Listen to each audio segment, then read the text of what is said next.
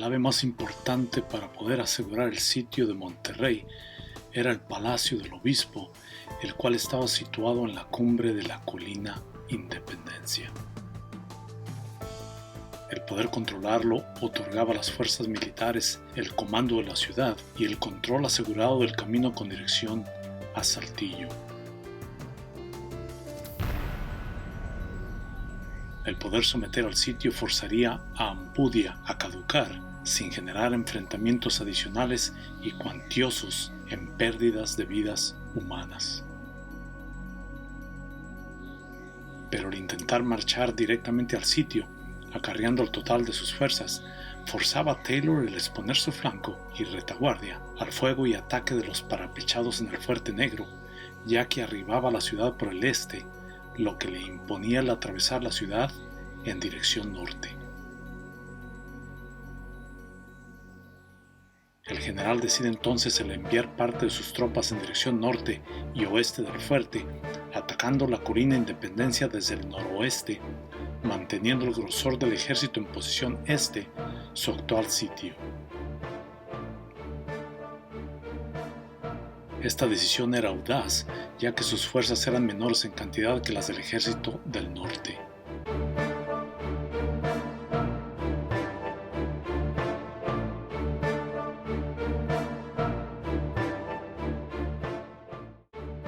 Taylor sabía que Ampudia había decidido permanecer protegido bajo las murallas de la ciudad, y sus decisiones iban a ser basadas en esa disposición tomada por el general mexicano. Para poder cerciorarse de que parte de su ejército pudiera transitar al norte del Fuerte Negro, instruyó a su ingeniero en jefe, el mayor Mansfield, a que determinara la factibilidad de que fuera posible el conseguirlo.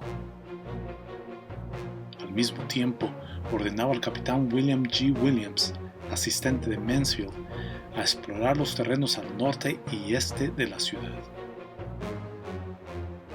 Estas misiones eran altamente peligrosas, ya que estos terrenos eran transitados fuertemente por rancheros y por un contingente de la caballería mexicana. Llegada la noche, a las 10 p.m., Mansfield regresaba al Valle de los Nogales, acarreando consigo a 6 prisioneros y portando buenas noticias. La labor de reconocimiento efectuada le llevaba a asumir que el terreno era pasable y que las defensas mexicanas al oeste eran relativamente débiles.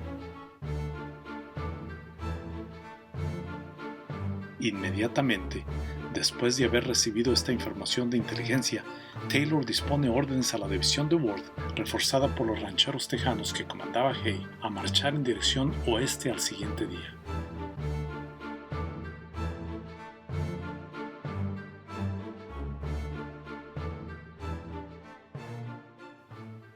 También enviaba las divisiones de Twigg en Butler hacia el norte y este para conseguir distraer a Ampudia y lograr controlar los caminos allegados a la ciudad. Esta última labor se convertía en la más importante para la misión y Taylor confiaba en Twigg el poder realizarla, aun considerando que Worth contaba con un mayor rango y experiencia. Worth no se pronunciaba en contra de las órdenes del general. A pesar de su difícil personalidad, Twigg era el mejor soldado del ejército de Taylor.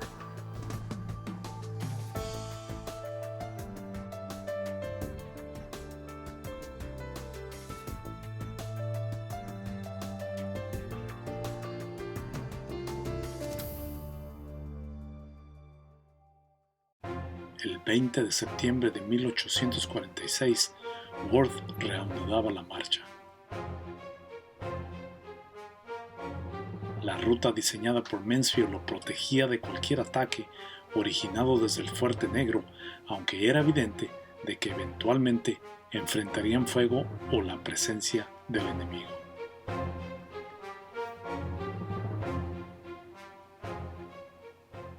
Después de una jornada, eran descubiertos por una columna de reconocimiento. Al darse cuenta de esto, Taylor intenta generar una distracción al ordenar un ataque a las defensas estacionadas al este de la ciudad, pero esto se convertía en un fútil intento.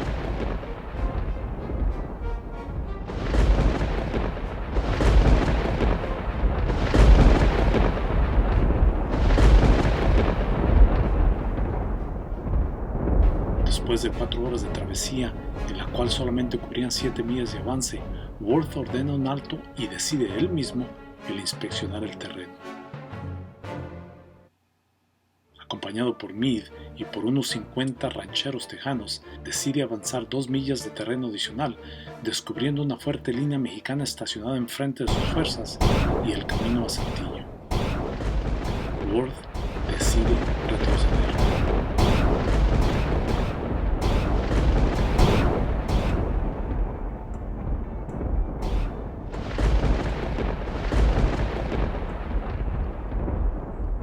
Pero los mexicanos habían logrado moverse a la retaguardia, parapechándose detrás de unas cercas.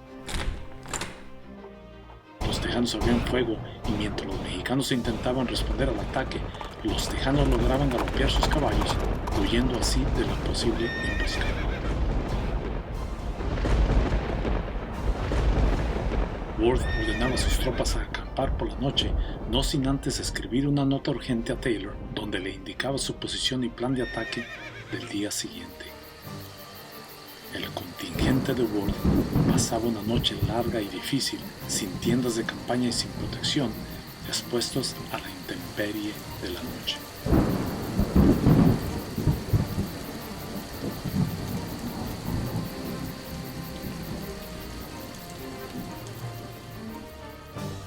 El lunes 21 de septiembre, Worth ordenaba comenzar la marcha a tempranas horas del día.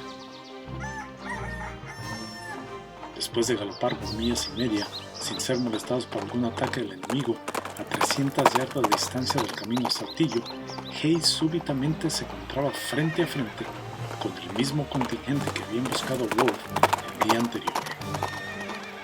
Un total de 1,500 hombres, entre caballería e infantería, liderados por el teniente coronel Juan N. Nájera. Los mexicanos vislumbraban coloridos uniformes de verde y rojo, comenzando el embate en contra de los tejanos. Los hombres de McCulloch intentaban retornar el fuego de ataque con pistolas, rifles y escopetas, mientras que las baterías de Duncan y McCall comenzaban el ataque de artillería, descargando sus fusiles por sobre los hombros de los tejanos.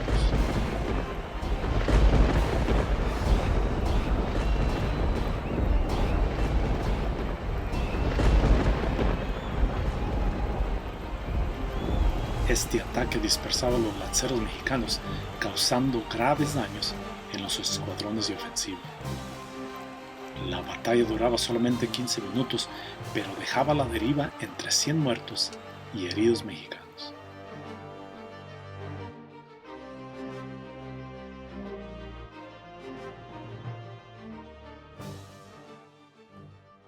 Sin tener tiempo para formalidades, los hombres de Worth arrojaban 32 cadáveres a una fosa común.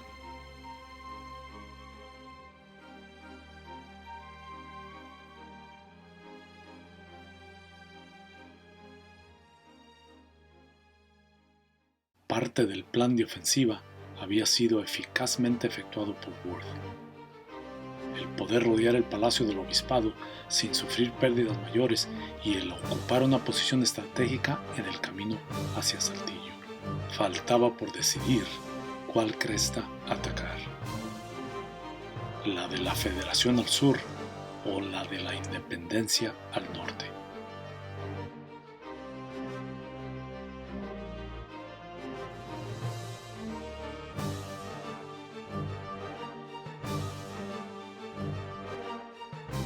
Los dos sitios eran estratégicamente valiosos, ya que desde la cima se podía visualizar la ciudad entera. Cualquiera de las dos tendría que ser tomada eventualmente, ya que el Palacio del Obispado se encontraba al lado este de la colina de la Federación. Worth se decide por atacar esta última. La cresta era la menos fortificada y sería mucho menos difícil el conseguirla. La colina Federación, al igual que el Cerro Independencia, estaban resguardadas por artillería por el lado poniente y este punto era el primordial objetivo para Worth.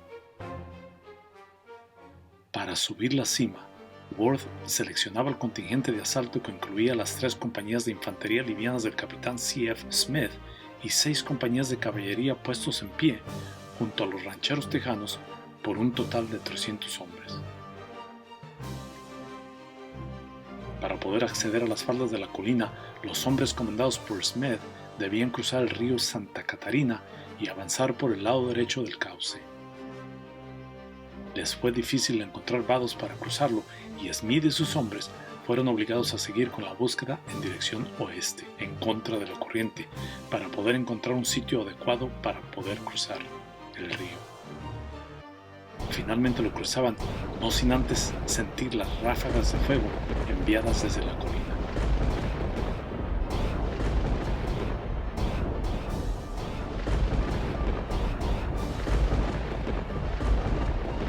Ya instalados al otro lado, al sur del cerro, y sin riesgo de ser encontrados por el fuego enemigo, Smith se dedicaba a explorar los alrededores. La distancia por cubrir para escalar la cima eran 400 pies, todos cubiertos por chaparrales, convirtiéndola en una tarea demasiado riesgosa y difícil para sus hombres. Pero aún así, Smith ordenaba el ataque.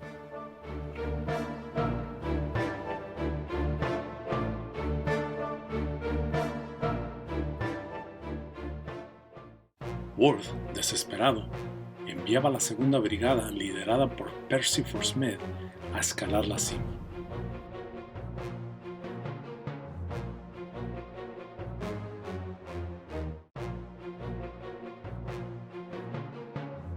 Por alguna razón, los mexicanos, preocupados por el avance de C.F. Smith, no se daban cuenta del otro contingente que arribaba con el primer grupo. Los dos Smith, ya reunidos, conferenciaban y se decidían por atacar la cima. Tejanos irregulares competían uno con otro, intentando llegar a la cumbre, descargando sus armas en contra de los defensores, los cuales huían despavoridos y confundidos por el ataque, dejando a su paso el cañón de 4 kilos. El obús, ya bajo las manos de los invasores, fue usado en contra de los parapechados estacionados en el fuerte del Soldado, al lado opuesto de la colina, y con un solo disparo eliminaban el peligro del único cañón sitiado en ese punto, forzando a los soldados a abandonarlo y huir atemorizados. Smith y sus hombres, regocijados con la victoria alcanzada, ignoraban el fuego esporádico que se originaba desde la colina Independencia.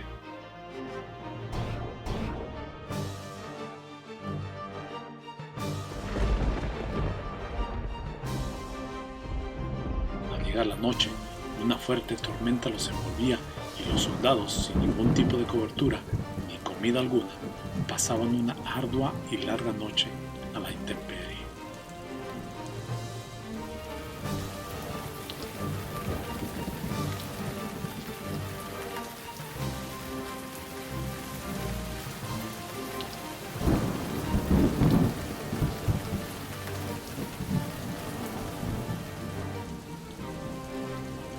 Algunos de los hombres conciliaban el sueño solamente por 2 horas, mientras otros no lo hacían del todo, permaneciéndose despiertos durante toda la noche. Probablemente agradecían de que el combate del día siguiente sería efectuado a primeras horas del día.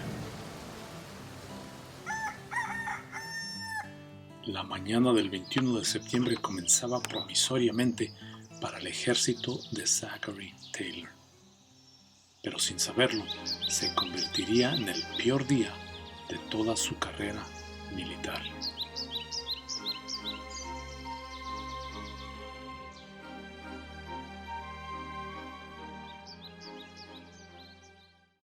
El capitán John Kelly del batallón Baltimore era despertado a primeras horas del día. Había sido convocado por el coronel Watson, su amigo y comandante del batallón, a que se presentara en la tienda de campaña de este último. Al arribar, encontraba al comandante coronel ataviándose sus ropas. Watson tenía buenas noticias. El batallón Baltimore había sido designado a formar parte de la primera infantería y marcharía juntos a tomar por asalto a la ciudad de Monterrey.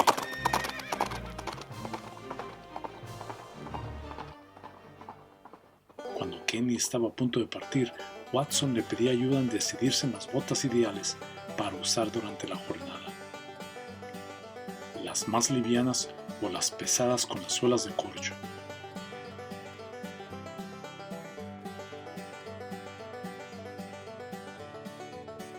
Kenny se decidía por las más livianas, sugiriendo que podrían ser más prácticas en caso de que tuviera la necesidad de correr.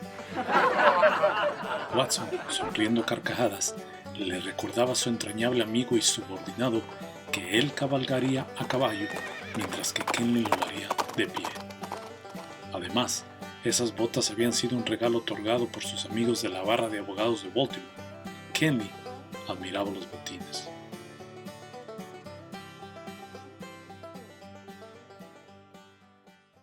Sin saberlo tiempo después, estos serían el único modo en que iba a poder reconocer los restos de Watson.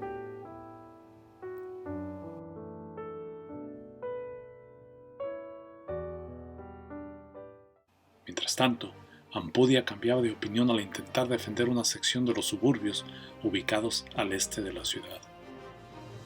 Había decidido el no postrar tropas en esta área, ya que el cauce del río era profundo y escabroso, pero cambiaba de opinión al considerarlo un excelente sitio de defensa en contra de las fuerzas invasoras.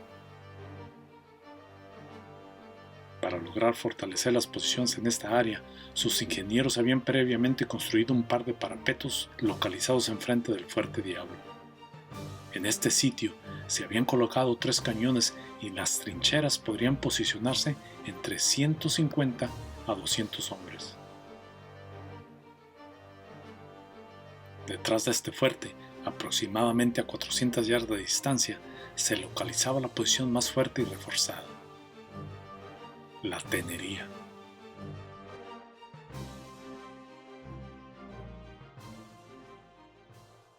Este espacio fungía como curtiduría comercial, la cual había sido construida de paredes gruesas y con suficiente espacio interior para resguardar hasta 200 hombres. Su techo plano, reforzado con bolsas de arena, lo convertía en una formidable fortaleza.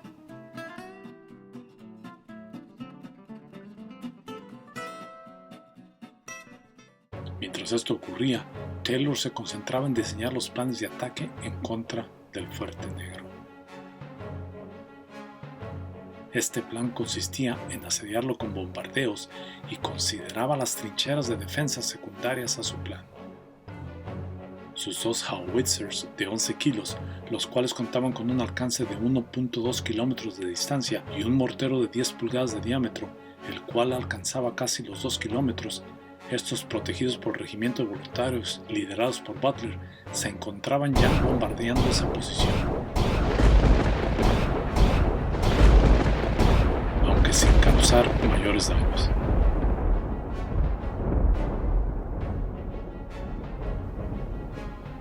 El fuerte respondía al fuego, causando las primeras bajas en el ejército americano.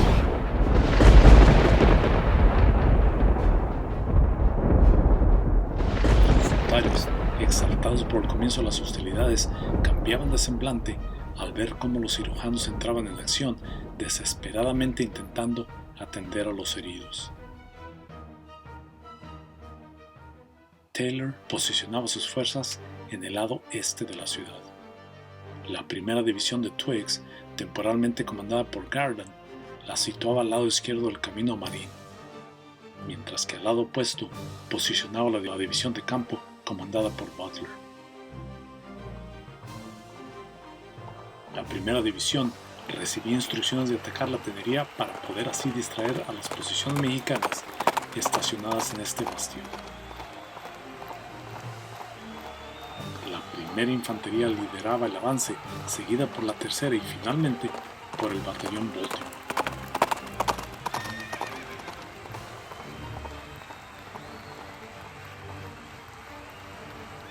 Al arribar lo suficientemente cerca del sitio, Garland organizaba sus líneas de ataque, posicionando a la tercera infantería a mano derecha, a la primera en el centro y al batallón Baltimore en el flanco izquierdo.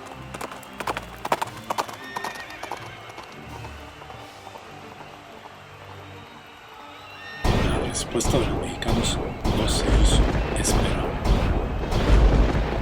Los cañones posicionados en la artillería comenzaban a rugir y poco tiempo después, el obús de 8 kilos, estacionado en el Fuerte Negro, desembuchaba su feroz fuego contra los atacantes. Algunos de los hombres eran mortalmente tocados por el fuego de los obuses, aunque muchos se salvaban milagrosamente de recibir las fatales descargas. Pero aún permaneciendo bajo estas circunstancias, continuaban con su avance. Justo en ese instante, después de reunirse con Mansfield, Garland y su homólogo mantenían una confusa idea de las vagas instrucciones otorgadas por Taylor. ¿Era suficiente el haber conseguido distraer a las defensas mexicanas o era necesario el continuar con el avance, exponiéndose directamente al fuego de los cañones mexicanos? Ninguno de los dos comandantes deseaba retroceder sin haber antes atacado las posiciones defensivas de los mexicanos. Fue así como los dos comandantes decidían por continuar con el peligroso avance.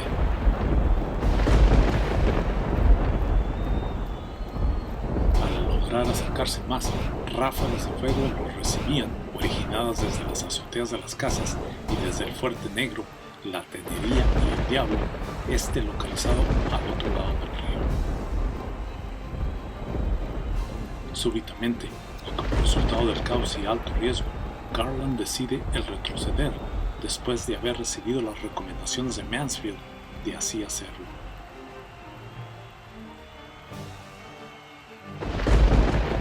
La mayoría de las divisiones enfrascadas en el abrumante fuego recibían la orden de retirada, pero el batallón Baltimore, comandado por el coronel Watson, aparentaba no haber recibido la instructiva de repliegue.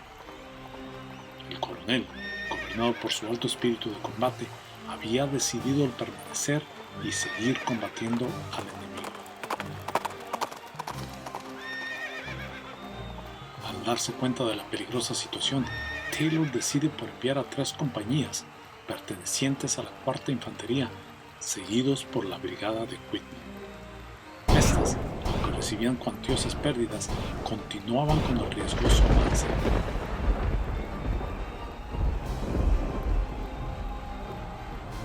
A su arribo a la Tenería, como a 500 yardas de distancia y protegidos por un campo de maíz, la Brigada de Quitman, la cual era compuesta por los regimientos de voluntarios de Tennessee y Mississippi, se daban cuenta de que una compañía de la 1ª Infantería ocupaba una de las posiciones y disparaba obuses de balas desde una azotea adyacente.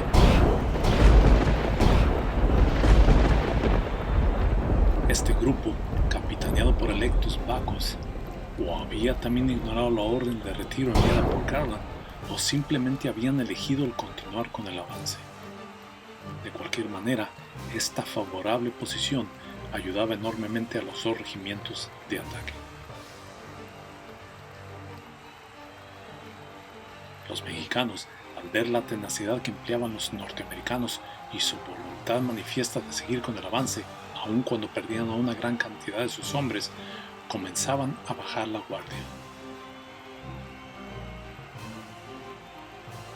El pánico irrumpía en sus filas y se ahondaba aún más cuando veían a su propio comandante huir de la escena, algo que ya había ocurrido anteriormente en Resaca de La Palma.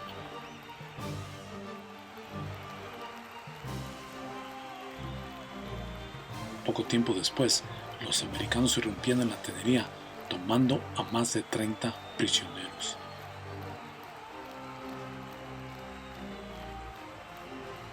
La loable labor de los voluntarios se convertía en la clave principal para conseguir apoderarse del bastión de defensa de los mexicanos.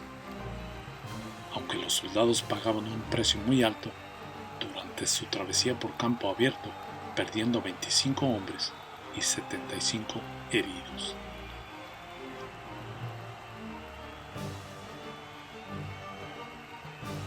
Mientras tanto, la otra brigada de Butler avanzaba al oeste de Garland en dirección al puente de la Purísima, con el primer regimiento encabezando el avance. Hammer y Butler los acompañaban y en una muestra de solidaridad y valentía se les unía el mismo comandante en jefe del ejército norteamericano.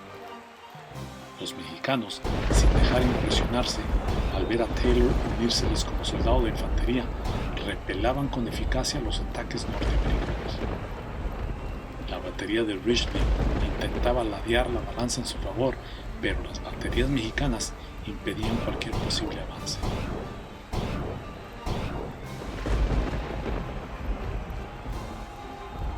Al llegar las 5 de la tarde, Taylor se daba cuenta de que cualquier avance sería fútil y daba la orden a todo su ejército, sin incluir a los voluntarios que mantenían el sitio de la tenería, a que se retiraran al Valle de los Nogales. En total, los estadounidenses perdían 394 hombres, un precio demasiado alto, a cambio de la toma de la tenería, las 5 piezas de artillería capturadas y la distracción lograda a las fuerzas de Ampudia estacionadas en el bastión tomado.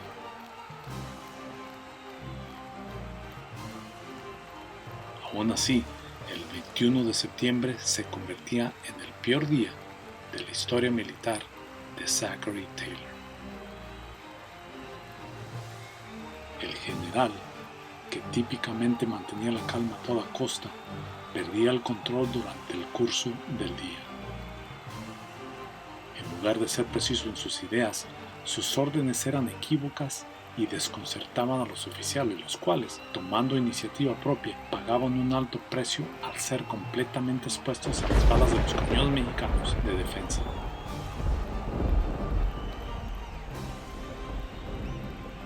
Su avance forzado se convertía en catástrofe al ser expuestos en pleno campo abierto al fuego de los obuses mexicanos.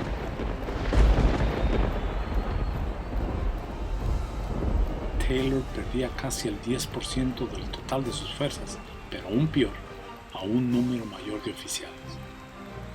En ese día, el general norteamericano se daba cuenta de que los menospreciados mexicanos contaban con la capacidad de dar una muy buena pelea.